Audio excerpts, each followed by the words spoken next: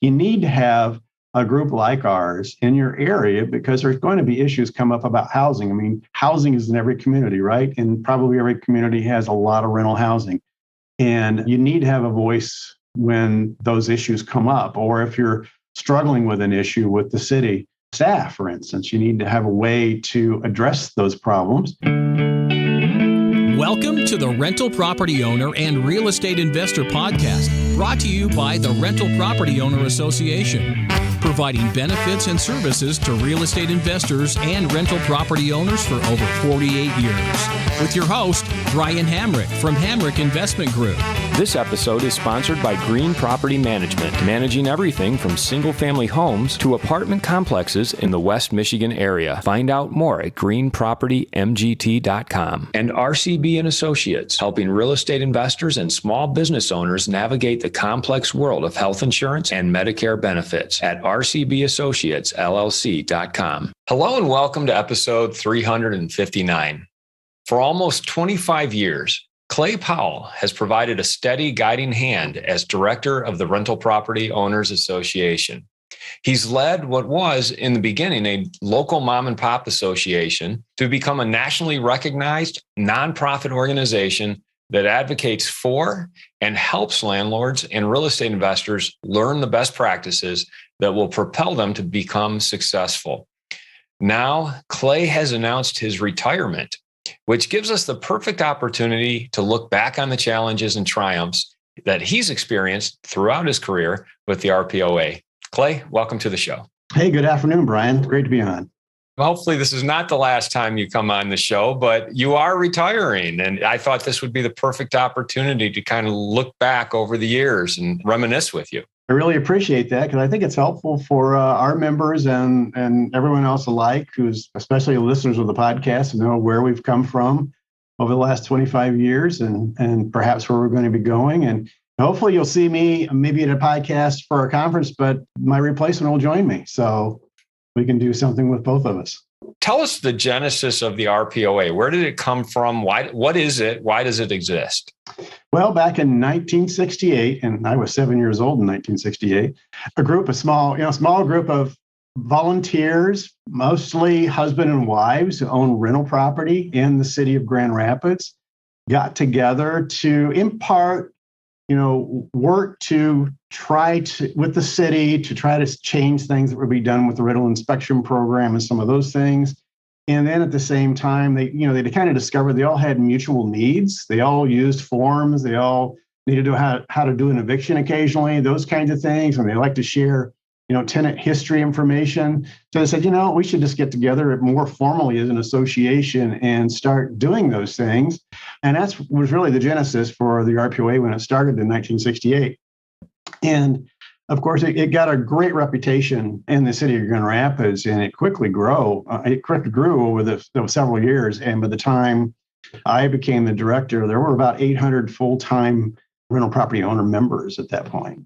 You came on board probably halfway through. It was about, 25 years in? Yeah. So, we celebrated our 50 years, just a few years back, and that was exciting. So I've been around that long, recognized by the state for that longevity here as a business, as well as an association here in the state. So, what was your honest, clear-eyed assessment of the RPOA when you came on board? I mean, where was it in relation to the city and the leadership of the city, the politicians, and then its members as well? I think at that particular time, there wasn't really anything on the table that was a big issue when I came on board. It was more of a desire to take the association from a very volunteer-driven organization where the volunteers did most of the work. We had a small staff of 2 people, both of which were mostly part-time. And those individuals needed help to do things and take it to the next level. And the board, actually, before I came on board, did their first ever strategic plan. And part of that strategic plan was they wanted to become more of a professional organization, have an executive director, be able to implement a strategic plan by using committees, and have a professional staff. So that was the big impetus for hiring me when I came on board, was to get the first ever executive director. So that was really exciting. There was some financial challenges for the RPOA at that time as well. Like most associations, they really hate to raise dues. So to be able to fund and do the kinds of things they wanted to do and be successful, we had to deal with all those financial questions. And I think we've been successful at that over the years. We really haven't raised the dues significantly, even as long as I've been here. But we've tried to do the best we can with the money that our members give us to do. So think back 25 years ago. You say there was no big challenges, but what were some of the challenges you faced stepping into that role as director of the RPOA? And what were some of the actions you took then, those that stuck over the years and those that actually made a huge difference? One of the things that we did, we used to have a monthly meeting, like a lot of associations similar to ours have, especially the one that's been around as long as we have, or close to that. But those at the meetings were coming and saying, I don't mind a 15-minute presentation or 20-minute presentation by a judge or someone like that, but I can't learn how to do an eviction in 15 minutes. I can't learn landlord-tenant law in 15 minutes. I would like to see more education. So that was one of the big light bulbs went over my head back then, was that the role the RPOA really ought to play is providing some in-depth education. So we established the first ever certified course program for the RPOA, and we had 10 courses that we started off with, and they dealt with all those basic kinds of things: how to buy and sell rental property, how to do an eviction, how to screen for tenants, what the landlord-tenant laws are in Michigan, what the fair housing laws are. So, and that's when we really started getting a lot more interest, I think, from those who were not just interested in fighting the city government, but they were more interested in learning and communicating and networking with each other. So I believe is what was the impetus for the RPOA growing then significantly over the next 25 years, really. But we've had up and downs like some associations, but over the last 25 years, we over doubled our membership. So the education component, let's just dig into that for a moment. That's been such a huge, important factor in the RPOA of what the RPOA offers to its members is education on best practices in very specific areas of real estate investing. And you said you started with 10 courses. How many courses does the RPOA now teach? We teach 18 on a regular basis. We throw a few extra special ones in now and then. Today, we just had a course on how to operate Section 8 housing. So we had Section 8 folks come in and talk about Section 8 housing. Brian, one of the things that came out of that as well was an annual conference, which is something that we've been doing just about maybe the last 20 years or so. But that was a spin-off of the education as well, because we thought we need to bring some ideas and some practices from outside of the area. We need some national real estate investors to come into the area and talk to us about those kinds of things. And then honestly, that led to a program that we're doing right now, which is a podcast, which to me was, just an extension of our education, because now you get to hear interviews with people who are doing investing from around the country, around the world, and how they're doing it. And it's an educational opportunity. It all kind of flows together. We have to mention, though, that for those who want to learn from the classes that the RPOA teaches, some of the non-sexy stuff like Section 8 or how to evict, most of them are available online, are they not? Yes, we've been able to record all of those pretty much during the pandemic. There's just a couple where it didn't seem like that fit extremely well. One of those being like our rehab class, where you spend a day with an investor learning what to look for in your numbers and what you might consider rehabbing, so on and so forth, and how far you might go with that. But then they actually go out to a property and look at it. So that's one of those courses where we couldn't really kind of figure out how to tie those two things together and make it work. But I would say that 99% of all of our courses are available on our website. You go there, online training is what you'll click on, and they're available, I think right now, for about $25 or $35 for a course. So it's really reasonably priced. If you're getting in the business, obviously, it's excellent foundation, especially if you're the buying and selling class and the landlord-tenant law. If you're here in Michigan, those are two really great courses to get started with, just to make sure you got things covered, before you get too far into it. Our website is rpoaonline.org. The annual conference, tell us about the beginning of that. Was that happening before you came on board, or is that something that you instituted? I hadn't done it for a few years, what they would call a vendor expo, which was sort of like their monthly meeting, but then they would have various, hardware stores, plumbers, HVAC folks come in and buy a space, and then members would come in and do a round, table run through all of those folks. But that was really it. And when I came on board, I have to say that I actually went to other associations across the country who were doing something similar to what we're doing now, and thought, that's a great model to build something on in Michigan. And since we haven't been doing that, I thought, well, we should give it a whirl. And it started off really small. It was a one-day event. We might have had 10 exhibitors at that first one. We did it at the Eberhard Center here in downtown Grand Rapids, which is a pretty small venue. But I would say we had 180 or so attendees, even at the first one. We had one speaker and we had some small breakout sessions, but everybody seemed to love it. And it's grown from there, and it's gotten bigger and bigger every year. Last year was our biggest year as far as attendance and success. How big has it gotten, Clay? Well, we have nearly 1,000 investors show up for the event. We decided last year to go back to 2 days, and I think we're going to stick with that in 2023.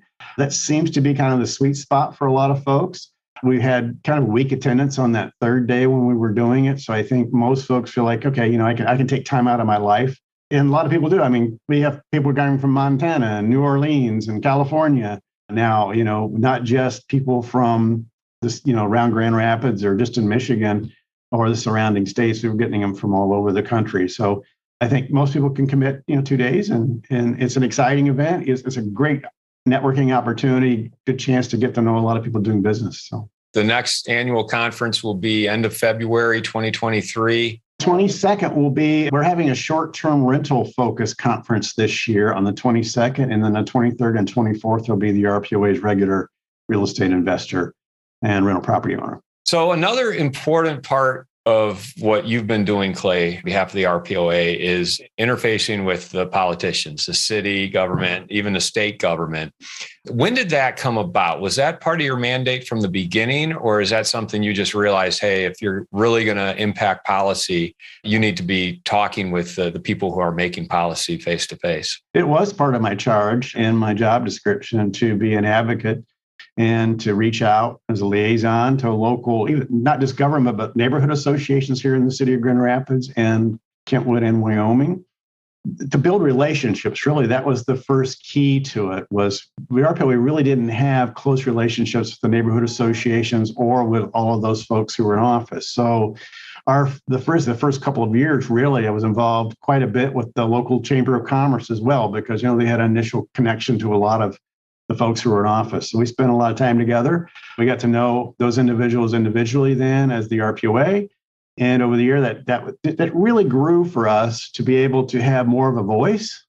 And I think that the government entities begin to understand that we wanted to be part of the solution, and if there are problems, we want to be part of that solution, and that we had an important voice at the table, which before I think we were neglected in that way for whatever reason.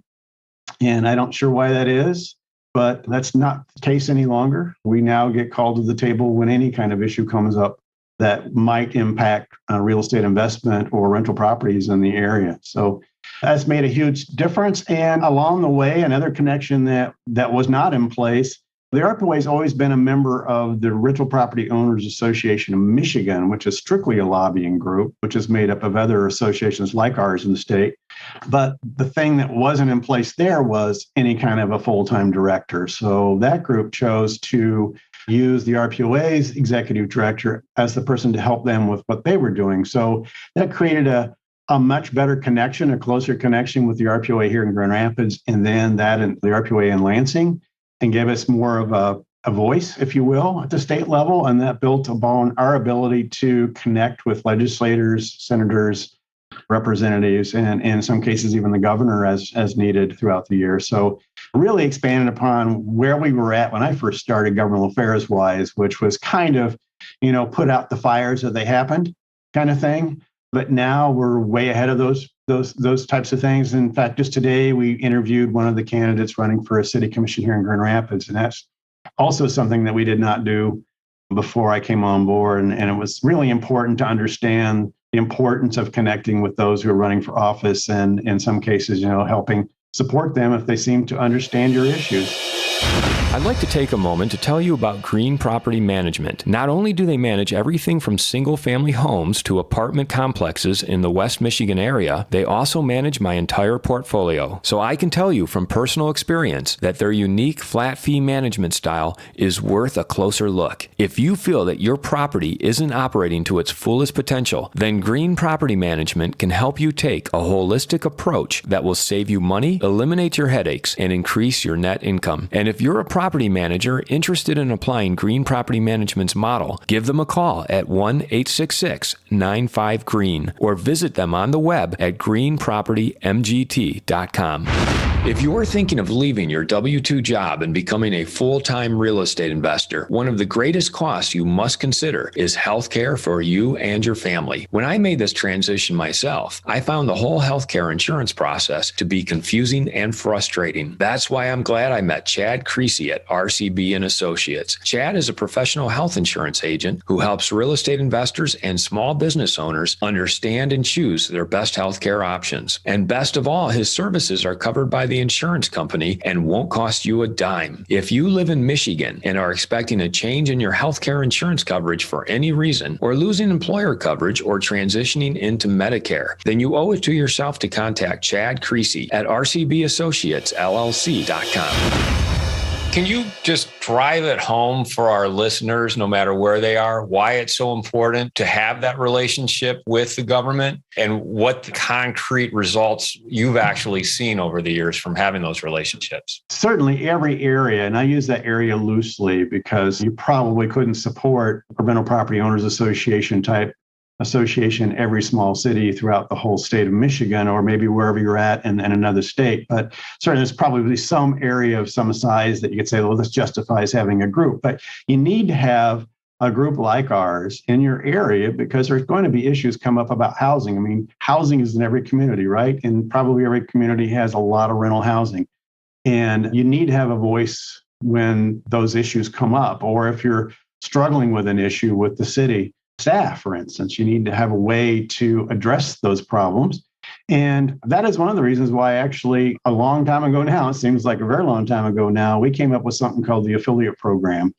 And what that was is that one of our presidents at the time, and he and I would sit across the table from each other saying, you know, there's an awful lot of smaller associations across the state that really struggle with keeping members or growing their membership base. And then we looked into that and we asked ourselves, well, why is that? Well, because they don't have all the services that the RPOA has here in Grand Rapids. They don't have a full-time staff. They don't have attorneys on call, for free for advice. They don't have all these forms that we have and credit reporting services.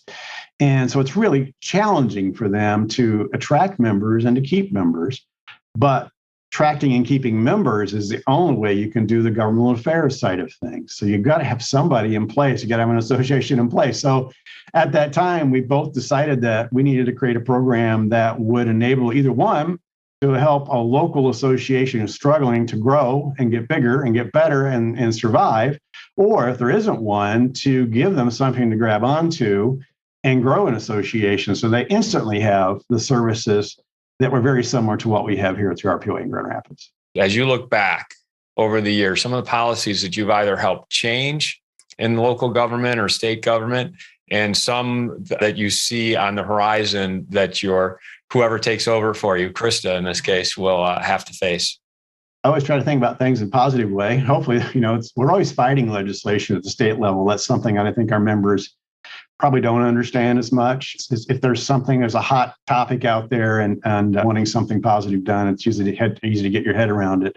One of the things we did here in Grand Rapids that I know that many of our governmental affairs committee members are super proud of, and it really has now, other communities have picked it up, is the 2, 4, and 6-year inspection program for rental properties. Before that was put in place here in Grand Rapids, we called it the stick approach to trying, to regulating rental housing in Grand Rapids. They went out, inspected your house, looked for everything that was wrong, and tried to use the stick to beat you up. They they take you to court for a misdemeanor if you didn't do everything they asked you to do it in the way they asked you to do it. And then at one point they said they wanted to inspect every single rental property in the city of Grand Rapids. And we said, we get that, but the whole idea is that there are a lot of rental properties that you don't need to go into. the majority of rental properties are in pretty good shape. So this whole stick approach with no reward whatsoever for doing anything right, this is just not a good approach. So we talked the city of Grand Rapids into instead of doing inspections every 2 or 3 years, they do them every 2, 4, or 6 years. So now you're eligible to get an inspection every 6 years instead of every 2 or 3 years or 4 years, which has been a huge improvement. Now the city can, put their resources into inspecting the houses that need to be inspected. And now the other cities like Kentwood and Wyoming and even Muskegon, some of the other cities throughout the state are now picking up on that idea as well. And it only makes sense. Where you want to reward the property owners for doing the right thing and trying to do the right thing, and then work on the ones where there's more of a challenge. So that was one of the biggies that I know that our committee was really excited about. We've had some little wins over the years with the inspection department, for instance. Originally, when I came on board, there was no criteria for the inspection department inspectors. So someone could be pulled out of the parking garage or somewhere else and said, hey, you're going to do inspections. And it almost seemed like the inspection department was where they couldn't find any place for you to go. They'd put you in the inspection department. But these folks, they didn't know anything about housing. They didn't have any idea what they were doing. So we did a fairly sizable survey of our membership, and that clearly showed to the city of Grand Rapids at the time that inspectors really didn't know what they were doing. The inspections across the board they were all being done differently. Every house was being held to different criteria during the inspection. So we convinced them that you need to get more professional. You want us to be more professional, you need to get more professional. So that's when they instituted a new inspection program and training program for their inspectors. And at the same time, we were able to convince them to go to a different code than the one they were using, which is the International Property Maintenance Code. At the time, they had their own code, and it had been around for years, and it had all kinds of crazy stuff in it that just didn't make any sense. It's kind of one of those homegrown things. Somebody asked the commissioner to put it in the code. Well, they put it in the code, even though it really didn't make any sense, or maybe it was out of date. So now we're using International Property Maintenance Code, which is an accepted code pretty much across the land for property maintenance, for rental property inspections, and even inspections for owner-occupied housing. So those are two really big local wins. Putting out fires along the way has always been something that we have to do. It's the most recent one I can think of is where our members and other rental property owners were taking yard waste to the yard waste facility here in Grand Rapids and being told they had to pay to dump their yard waste.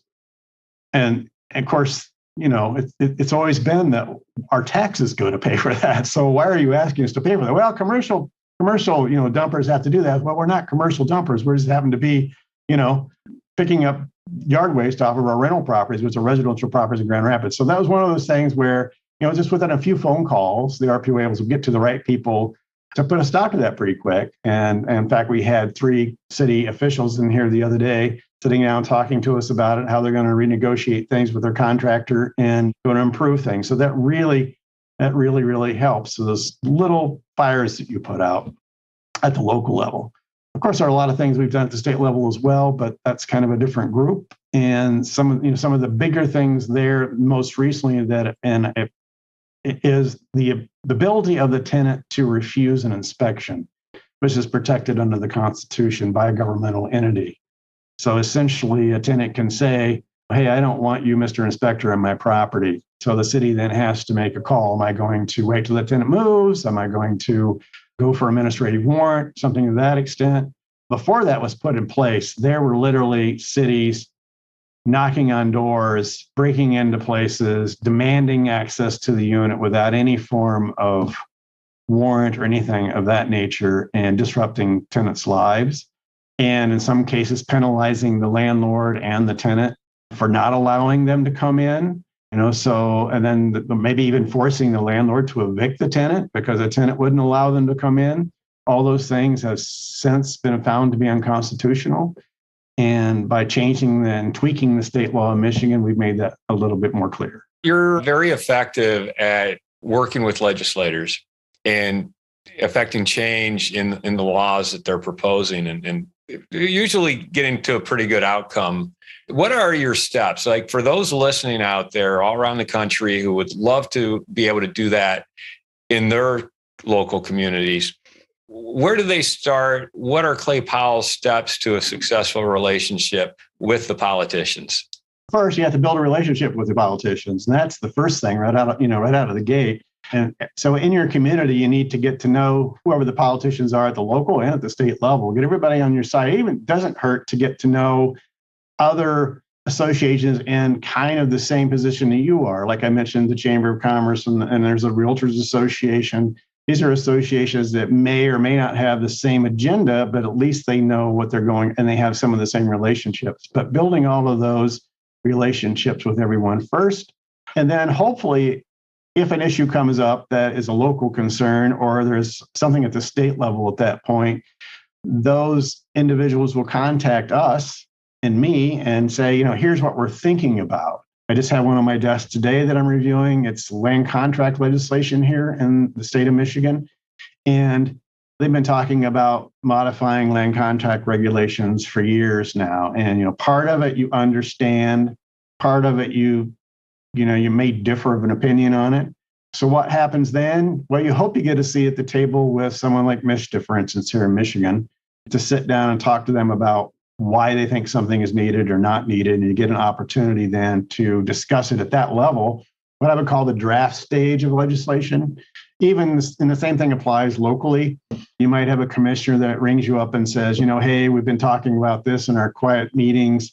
I'd like to get with you guys and talk to you about it first before we go any further. Or maybe the city commission appoints a committee and then they invite you to sit at the table with that committee. Some of those committees we've been on before is like affordable housing, childhood lead poisoning committees. Building relationship is the real start. And more often than not, when I hear a local association say we can't get anything done with our local politicians, it's because they didn't build relationships before the big issue arose. So if you're waiting for this new huge whatever ordinance that's going to destroy your business, and that's when you try to start building relationships with commissioners, they're going to basically look at like, where have you been, for the last 10 years or whatever it was. And it's much easier if you already have that dialogue put in place before, so you can have that conversation with those individuals. You already know who they are. You may already know where they stand on certain things, so you know how to approach it. And the same thing goes to the state level. You work at that level, and then in the state side of things, you wait and see what comes out of the hopper. When I call it the bill, the legislative bureau writes up something, and then you get a chance to look at it and decide what's something to live with. You can't live with it, or you could live with it if it was some tweaks made. And that's pretty much how the process works. But at the state level, it goes through lots of gyrations before the governor ever gets to see it. But on a local level, it can be much faster than that. And I'm sure, as some of the folks out there know, if you're involved in an association, good things and bad things can happen really quickly on a local level if this association isn't in the beginning involved. Of course, the most important part of the RPOA is its membership, the landlords and the real estate investors who actually pay dues to be part of all of this.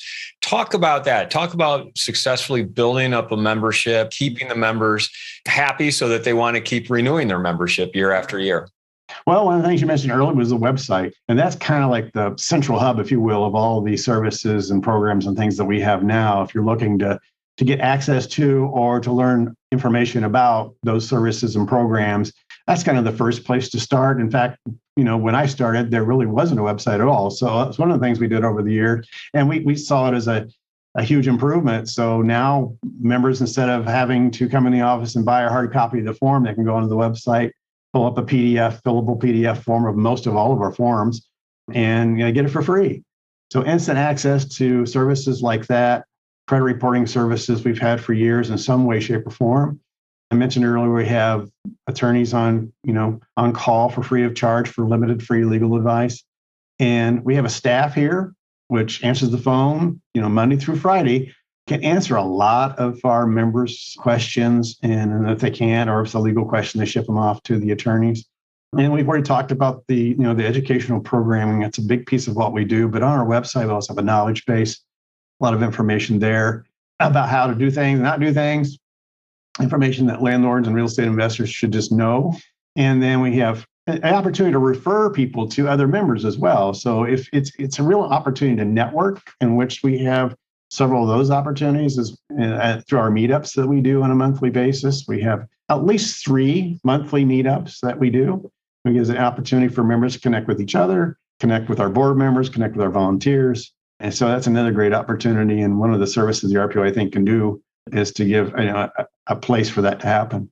Talk about personally, Clay, like some of your personal recollections, things that you've been very proud of, relationships you've had with people in the RPOA, that as you look back upon your 25 years leading the RPOA as director, that you'll take with you and remember fondly. I think one of the things that I'm most proud of is helping the organization set goals and objectives. I know that sort of sounds like, management kind of stuff, but it was really important to me. And I felt like even for me to be evaluated correctly for performance, you needed to have a vision of what the RPOA was going to be.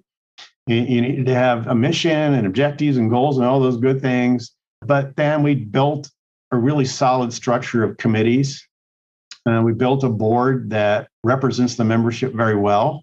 Well, and we created term limits and some things that kind of got us out of the old mom and pop, everybody knows everybody, and half of them are, family members, and they run the show the whole time. And then the rest of the members are just kind of on the outside. So really taking it more to a broader association with a lot more involvement from members over the years through the committees and through the board.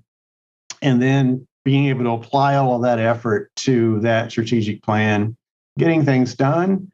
We've bought the building we're in now. We've remodeled it. We have an educational room.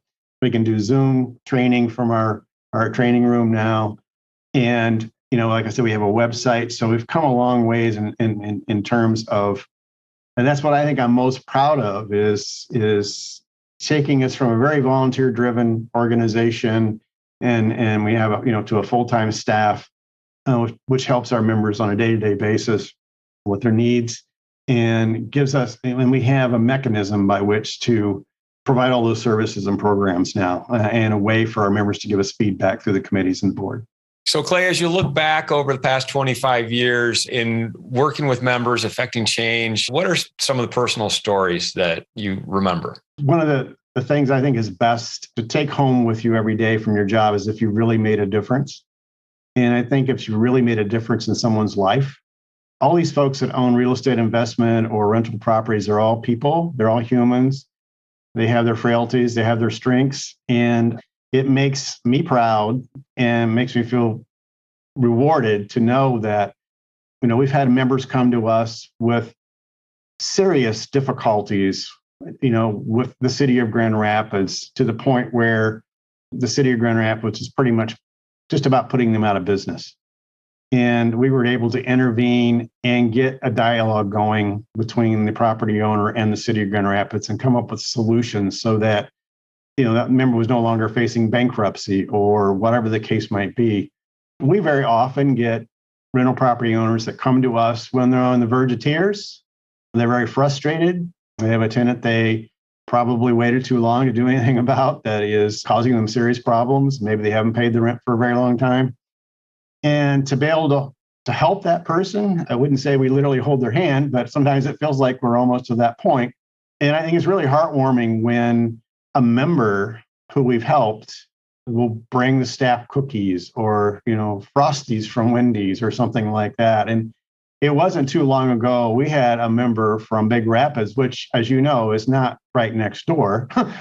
It's in Big Rapids, and it's about an hour away. And I walk in the office and I go, "Oh, hey, boy, I haven't seen you for a long time. Not since I was up Big Rapids a few years back." And I said, "You just, like down here shopping or something in Grand Rapids?"